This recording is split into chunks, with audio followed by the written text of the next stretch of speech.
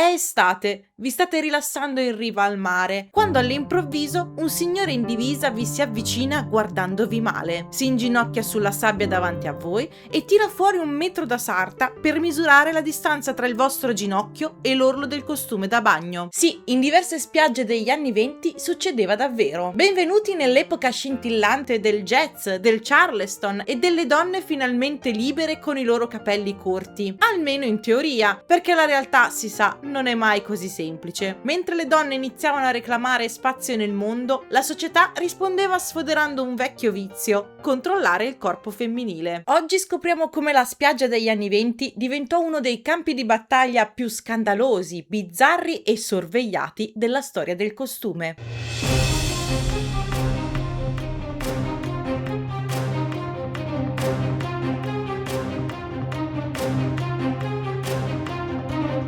Per capire come sia stato possibile ridursi a misurare le cosce delle bagnanti, dobbiamo fare un passetto indietro, perché l'idea che andare al mare sia un divertimento è un'invenzione piuttosto recente. Fino a metà dell'Ottocento la gente guardava il mare con lo stesso entusiasmo con cui oggi guardiamo una cartella esattoriale. Ci si andava quasi esclusivamente su prescrizione medica. Il mare era una medicina, una purga per il corpo e per lo spirito, utile a curare la malinconia o l'anemia. E come si faceva questo bagno terapeutico? Beh, nel modo più traumatico e scomodo possibile. Esistevano le macchine da bagno, enormi cabine di legno su ruote trainate da cavalli. Entravi lì dentro vestita di tutto punto, il cavallo ti trascinava dentro l'acqua e poi ti tuffavi direttamente dal retro, rigorosamente lontana da sguardi indiscreti. Anche se non c'era molto da vedere, visto che l'outfit da bagnante comprendeva fior di camicioni di lana pesante, calze nere coprenti e scarpe che appena entravi in contatto con l'acqua pesavano 20 kg. Il rischio di affogare per il decoro era una concreta possibilità. Nonostante le donne dovessero indossare questa palandrana, i sessi dovevano stare separati da chilometri di spiaggia o da rigidi cordoni divisori. Ma nei primi del Novecento qualcosa si rompe. Il nuoto inizia a essere visto come sport anche per le donne, grazie a pioniere assolute come l'australiana Annette Kellerman, che nel 1907 fu persino arrestata in America perché aveva osato presentarsi in spiaggia con un costume intero aderente che mostrava le gambe. Ne ho parlato in un video che vi lascio qui sopra. Torniamo agli anni '20. Con la fine della prima guerra mondiale, il mondo ha voglia di tornare a vivere e dimenticare l'orrore. Il mare così smette di essere una purga medica e diventa lo spazio per eccellenza dello svago, dei flirt, del lusso e delle grandi ville estive. Ed è proprio qui, in questa atmosfera così vibrante e apparentemente libera,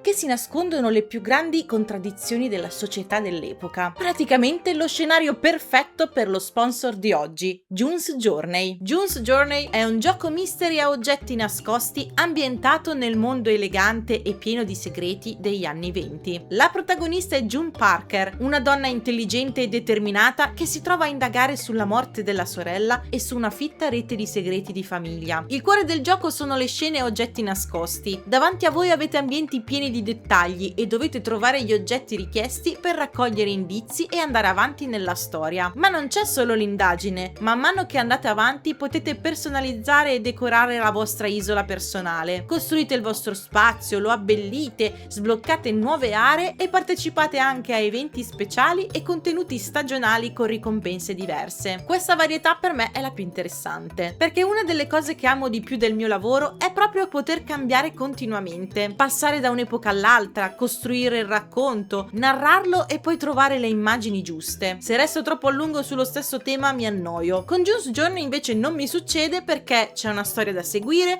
ma ci sono anche le scene a oggetti nascosti, poi c'è la parte decorativa dell'isola, gli eventi, le ricompense, insomma è un mix che mi permette di staccare senza finire nello scroll infinito. June's Journey è gratis e potete scaricarlo dal link in descrizione o inquadrando il QR code che vedete sullo schermo. È disponibile su smartphone e tablet iOS e Android e anche su PC. Ora torniamo alle nostre spiagge anni '20, perché è arrivato il momento di conoscere il personaggio più rivoluzionario e sfrontato dell'epoca, la flapper.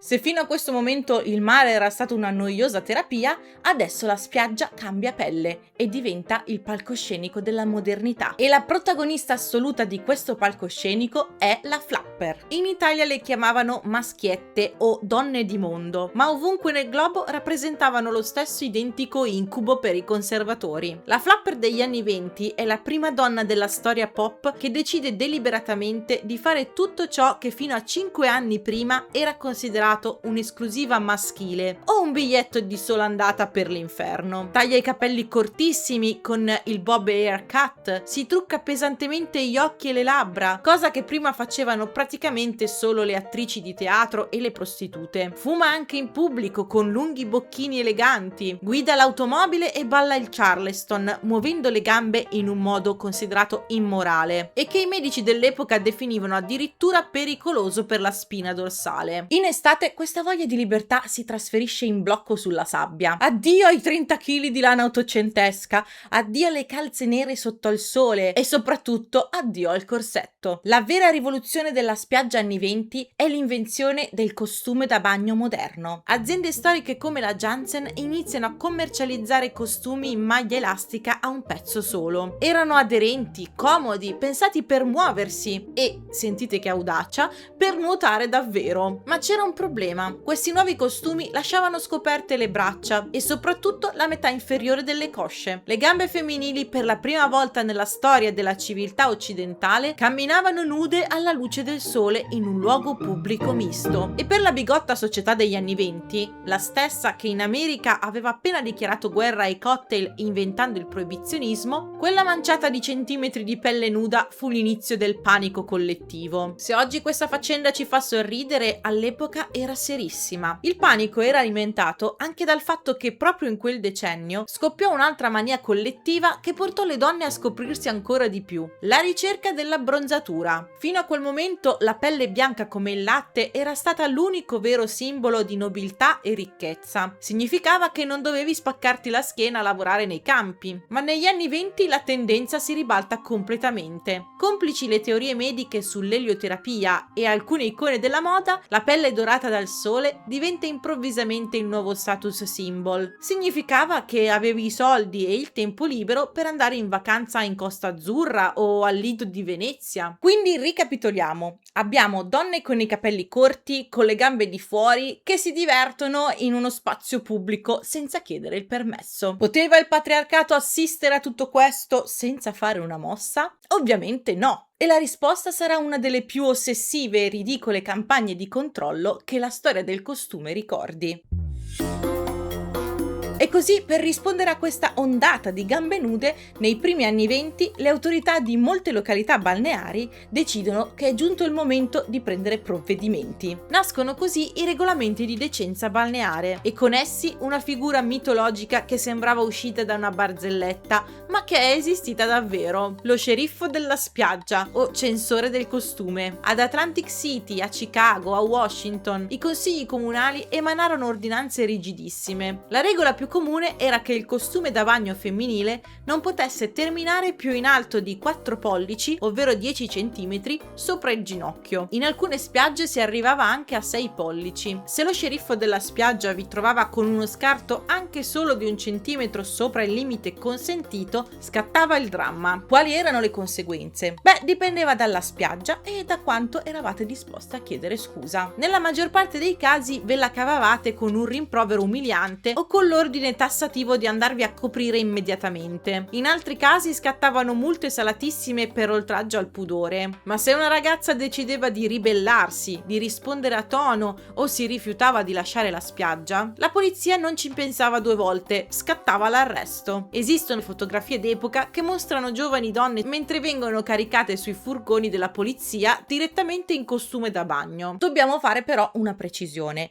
non è che in qualsiasi spiaggia del mondo ti arrestassero se mostravi 1 centimetro di pelle in più. Questa ossessione millimetrica era una fissa molto nordamericana. In Europa la situazione era leggermente diversa. Nelle spiagge francesi o in Italia durante il fascismo esistevano sì ordinanze sul decoro e la pubblica decenza, e i bagnini o i vigili potevano allontanarvi se il costume era considerato troppo scandaloso, ma non si arrivava quasi mai a misurare le cosce con il metro sulla sabbia. Nelle foto dell'epoca si vedono chiaramente le bagnanti che ridono in faccia ai poliziotti, che si mettono in posa ironica mentre vengono misurate o che si coalizzano in gruppo per sfidare i censori. In certi casi non si limitavano a ridere, ma facevano sul serio. Nella versione estesa di questo video ho inserito un caso di protesta clamoroso scoppiato in una spiaggia di Chicago, dove la situazione è decisamente sfuggita di mano per difendere il diritto alle gambe nude. Se vi va di scoprire questo retroscena, cliccate su abbonati, così vedrete anche le versioni estese di altri video. Ma tornando a noi, più la legge cercava di rimpicciolire i loro spazi,